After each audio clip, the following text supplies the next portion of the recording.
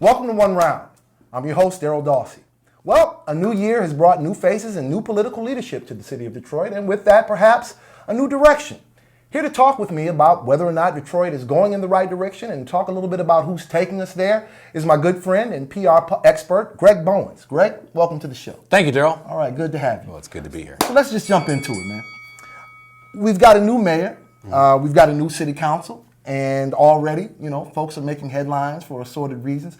Just wondering, sort of, what are some of your thoughts about the new mayor and some of his choices so far, and some of his early decisions? Just wondering what your thoughts are. I mean, a lot of people have said these folks are retreads, and, these are same old. Duggan promised a new face for the city, new political leadership, and we're seeing some of the same old people that we've seen before. Do you think this is a good thing? Do you think this signals something good for the city, or something that we probably shouldn't be that excited? Well, it's a dual-edged sword when it comes to those kind of things, because on the one hand, people want experienced hands and experienced leadership out there, particularly politically, to move things forward. And part of the reason why we got into the mess that we're in Detroit and southeastern Michigan is because we've had inept political leadership from the governor's office on down. The governor came in, I'm a nerd, I don't know politics, and we see what we get. And it's pretty much shown itself. That's exactly right. Dave Bean got elected mayor. He was like, I'm a businessman, I'm not a politician. You see what we got. So while some people were playing businessman, other people were playing politics, and that has pushed us in ways that we could not have imagined before.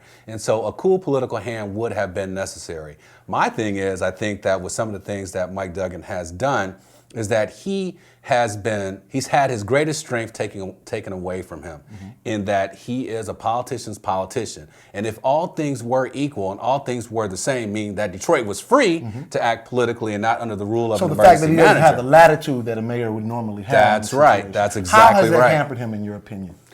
He is unable to bring the forces together to move the city forward in a way that mayors are usually able to do, bring the public and the private sector together, getting decisions done through city council, and having public input to make that happen. If Mike Duggan wants to get something done, he has to raise his hand and ask Kevin Orr. Let's not fool ourselves about this. This is a fake Fox democracy. Some people have suggested that Mike Duggan is surreptitiously making efforts to try and get rid of Kevin Orr. Some people have pointed to, for instance, the city council election of Brenda Jones as president as opposed to Sontil Jenkins as perhaps Mike Duggan's hand in some things. What are your thoughts about that? I think that absolutely Mike Duggan wants to get Kevin Orr out of here yesterday, as many people do, because you cannot run a democracy with having one person in charge. It just won't work. Do you think, though, some of the moves made over at the council may be done in the name of helping to facilitate Orr's exit?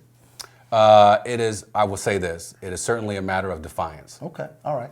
Let's just jump into it real quick. Talk a little bit about our city council president pro tem, George Cushenberry. He's been in the news a lot. Just wondering, what are some of your thoughts about some of the headlines that have come out? I think that we tend to overreact on a lot of things, and certainly this situation was bad and could have been mitigated very quickly if I think Cushenberry had slowed his roll a little bit and got his message together. I still think, though, he may be actually an effective political operator for the city. Right. What do you think? Yeah, I think, well, definitely. If he's operating within the confines of that structure as it's set up now, yeah, the ability to make deals. But think about it, Darrell. Most people can't name 5 people on the school board. Why can't they do that? Because the school board has no power. And so under this structure, city council is being made as relevant as the school board. These are almost like the last gasps we're seeing here of democracy. And, it's not going to matter what Cushenberry does here shortly. You know what, Greg? I think you're absolutely right in a lot of respects. I want to come back to that, but we've run out of time for this segment. So we're going to go to a second round after this, and hopefully you'll be able to hang out with us and talk with us a little bit more. For now, though, this has been Darrell Dawsey. This is One Round.